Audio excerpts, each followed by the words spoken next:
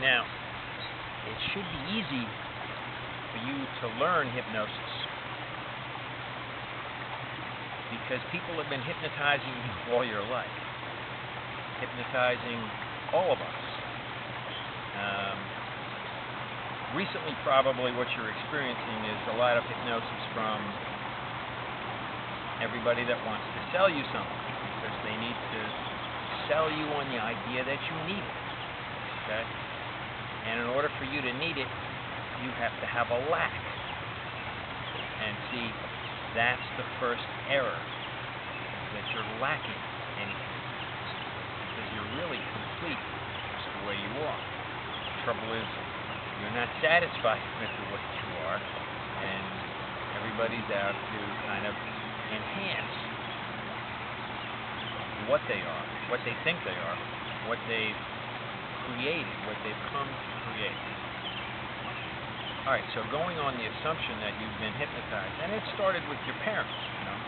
Our parents hypnotized us to keep us from hurting ourselves. That was their initial goal. Okay? But then it got messed up with, well, they're only going to feel better if you do what they're comfortable with you doing. And so then we had to start lying and being somebody else, misrepresenting, and then, that becomes a career, so that you avoid confrontation and conflict by rearranging reality so that it fits and you can cruise through it. Now, that's a fairly accurate picture of what we were doing, right? But the trouble is that we got lost in there, We got lost in all the crap, all the layers that we threw upon who we are at the core.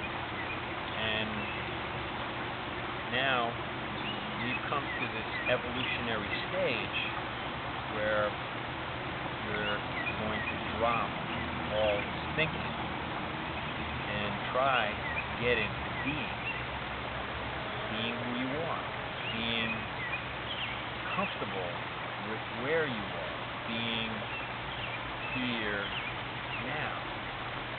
It's a struggle for a lot of people. Being, as Eckhart Tolle said, is really not that interesting. There's so many more interesting things you could do. And that's not to say that you shouldn't be doing interesting things, but recognize that that's just entertainment.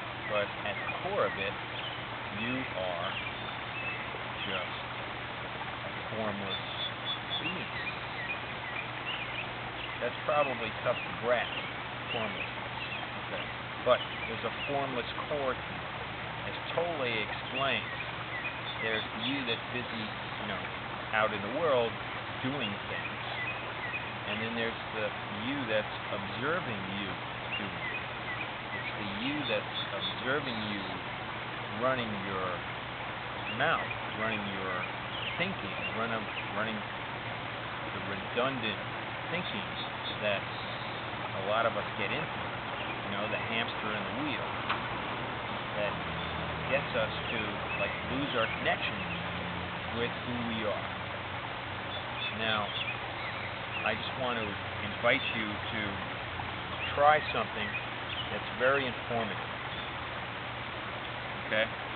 It's the use of a pendulum. All right? Your body has inner energy. And the inner energy says yes or no to things. Okay? Now, what you can do is you can become the doctor everybody tells us that we need to speak to find out if anything is good for us. Right? You hear that on all these commercials?